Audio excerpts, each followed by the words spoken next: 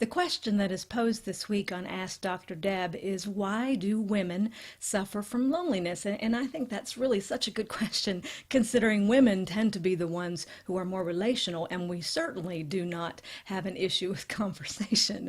If you are a woman, you know that, and if you're a man and you've been around women, then you know that. So having the knowledge of our being the more relational of the two sexes, and then of also being the ones who communicate more. I was just reading something the other day that says that women actually speak around 20,000 words a day as compared to just maybe 7,000 by men. So in all that conversation and in all that relationship, why is it that women suffer from loneliness? Because it really doesn't seem to make sense on the practical side of that. Well, I have a couple of things to say to that. If you are a believer and you are a woman and a man too, for that matter, but I'm speaking specifically to women. If you're a believing woman, if you're a Christian, then what I say to you, sister, is go to church.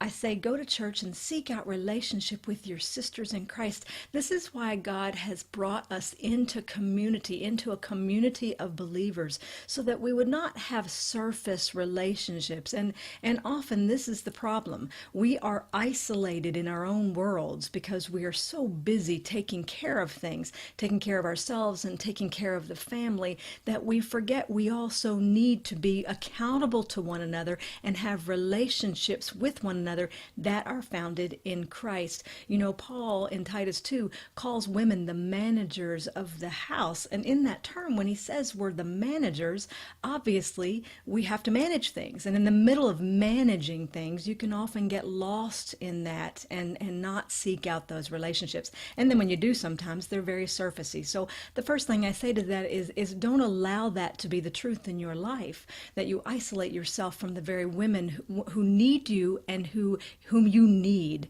in your church. And if you're not a believer, I say this to you: you need to go to church, learn about this Christ that you do not know, and then seek out relationship. Look to the women who are in this church and who are in your local body of believers, and be vulnerable with them. And this is for believers and non-believers. And the second thing I say to this is the most important thing, and that is, as believers, as Christian women, we are the chosen bride of Christ. He chose us before the foundation of time, before you ever breathed through your first breath.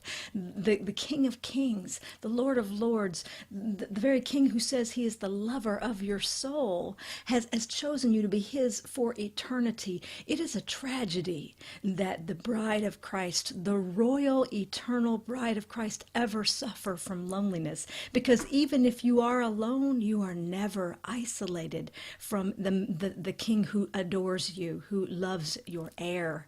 And you'll only know that by getting in his word, by learning more about him and learning more about this relationship between you and him.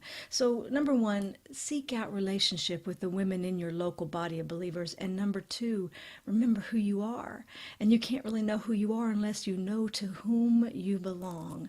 Know Jesus Christ. Don't just know about him, know him. Loneliness is a necessary ramification of isolation. Do not allow that, bride of Christ. It is truly a tragedy, and it is sad when the chosen bride of the eternal King of the universe lives lonely. Don't you think that's a tragedy? So don't allow it. Seek him. Seek truth.